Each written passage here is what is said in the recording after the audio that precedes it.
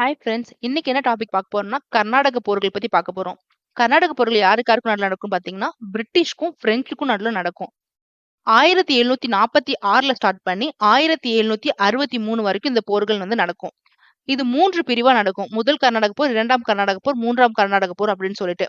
முதல் கர்நாடக போர் பத்தி பார்ப்போம். ஐரோப்பால ஏற்பட்ட ஆஸ்திரிய வாரிசுரிமை போரோட எதிரொலியா இந்தியால நடக்கக்கூடியதான் முதல் கர்நாடக போர் அப்படிம்பாங்க.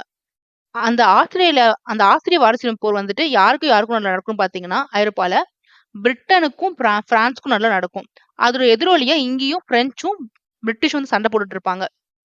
இதுல என்ன ஒரு இதுன்னு பார்த்தீங்கன்னா, கர்நாடகா போர் பார்த்தீங்கன்னா, ஒண்ணு இந்தியன்ஸ் கூட, அந்த இந்திய மன்னர்கள் கூட ஒண்ணு பிரெஞ்ச் சப்போர்ட் பண்ணுவாங்க. அப்படி சப்போர்ட் பண்ணா அதுக்கு அகைன்ஸ்டா பிரிட்டிஷ் இருப்பாங்க. இல்ல அதே மாரி பிரிட்டிஷ் சப்போர்ட் பண்ணா அதுக்கு அகைன்ஸ்டா பிரெஞ்ச் இருப்பாங்க. இந்த மாரி தான் நடந்திருக்கும்.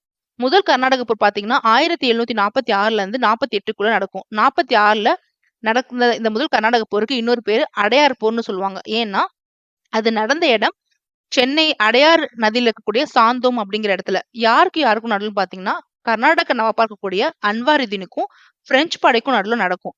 அதுல யார் வெற்றி பெறுவான்னு பார்த்தீங்கன்னா, பிரெஞ்சு ஜெயிச்சிருவாங்க. தோல்வி அடைஞ்சது யாருன்னா நவாப் படை. அத தலைமையேற்று நடத்தினது யாருன்னா மாப்பஸ் கான்.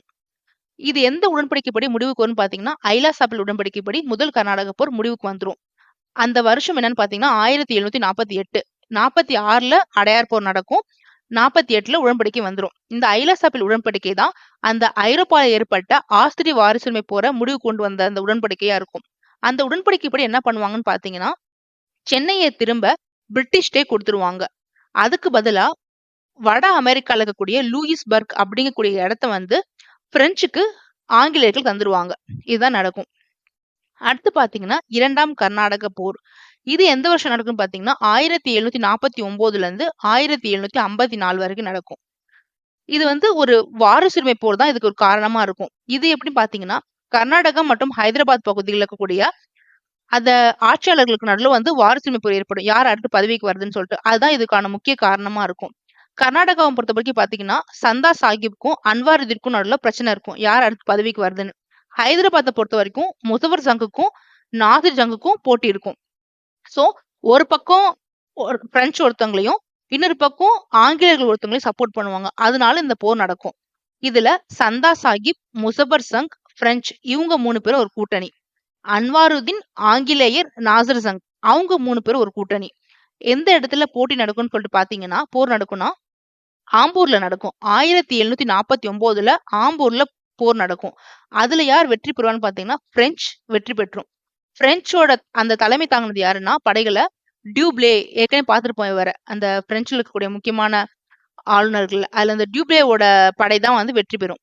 அடுத்து பாத்தீங்கன்னா, 1751 அதாவது 49ல ஒரு போர் நடக்கும். அடுத்து 51ல ஒரு 2 வருஷம் கழிச்சு 51ல போர் நடக்கும். எந்த இடம் பாத்தீங்கன்னா, ஆற்காடுல. முன்னாடி நடந்தது ஆம்பூர், அடுத்து நடக்கக்கூடியது ஆற்காடு. அதுல யார் வெற்றி பெறுவான்னு பாத்தீங்கன்னா, பிரிட்டிஷ் ஜெயிச்சிருவாங்க. அத யார் வழிநடத்தி போவான்னு பாத்தீங்கன்னா, ராபர்ட் கிளைவ் வழிநடத்தி போவாரு. சோ அவங்க வெற்றி பெற்றுவாங்க. இந்த போர்ல இந்த டியூப்ளே அவங்க படை தோல்வி அடைஞ்சனால, இந்த ஆற்காடுல நடந்த போர்ல டியூப்ளே படை தோல்வி அடைஞ்சனால, மறுபடியும் அவங்கள பாரிஸ்க்கே திரும்பி வந்துருங்க அப்படின்னு சொல்லிட்டு பிரெஞ்சுக்காரங்க கூப்பிட்டுருவாங்க மறுபடியும் டியூப்ளேவ அகைன். சோ அவர் போயிருவாரு. அவர் போயிட்டு அவருக்கு பதிலா யாரு இந்த பிரெஞ்சு படைய இந்தியால தலைமை தாங்குவான்னு சொல்லிட்டு பார்த்தோம்னா, கோதேயு அப்படிங்கிற ஒருத்தர். அவர் தான் புதுசா பிரெஞ்சு ஆளுநரா வருவாரு. அவர் வந்தோனே புத்திசாலித்தனமா ஒரு உடன்படிக்கை மேற்கொண்டுவாரு. யாருக்கு நடுவுலனா, பிரிட்டிஷ் கிட்ட ஒரு உடன்படிக்கை போட்டுருவாரு. அந்த உடன்படிக்கை பேர் தான் பாண்டிச்சேரி உடன்படிக்கை அப்படின்னு சொல்லுது. அது எந்த வருஷம்னு பாத்தீங்கன்னா, 1755ல போடுவாங்க பாண்டிச்சேரி உடன்படிக்கைய. ஓகே. அது என்ன முடிவுன்னு சொல்லிட்டு பாத்தீங்கன்னா, 2 நாடுகளுமே தங்களோட உள்நாட்டு விவகாரங்கள்ல தலையிடக்கூடாது அப்படின்னு சொல்லிட்டு பிரெஞ்சும், பிரிட்டிஷும் போட்டுக்கிறாங்க. நீங்க ஏதோ ஆட்சி பண்றீங்களோ ஆட்சி பண்ணுங்க. நாங்களும் ஆட்சி பண்றோம். 2 பேரும் நம்ம உள்நாட்டு விவகாரங்கள்ல தலையிடக் கூடாது அப்படின்னு சொல்லிட்டு போட்டுருவாங்க. இதோட 2ஆம் கர்நாடக போர் முடிஞ்சிரும். அடுத்து பாத்தீங்கன்னா, 3ஆம் கர்நாடக போர் ஒண்ணு ஸ்டார்ட் ஆகும். அது எப்பன்னு பாத்தீங்கன்னா, 1756ல இருந்து 1763 வரைக்கும் நடக்கும். எந்த இடத்துலன்னு பாத்தீங்கன்னா, வந்தவாசில் நடக்கும். வந்தவாசில 1760ல நடக்கும் இந்த போர். யாருக்கு யாருக்கும் நடுவுலன்னு பாத்தீங்கன்னா, ஆங்கிலேய தளபதியா இருக்கக்கூடிய அயர்கூட்டுக்கும், பிரெஞ்சு தளபதியா இருக்கக்கூடிய லாலி அப்படிங்கிறதுக்கும் நடக்கும். இதுல பிரிட்டிஷ் வெற்றி பெற்றுருவாங்க எப்பயும் போல.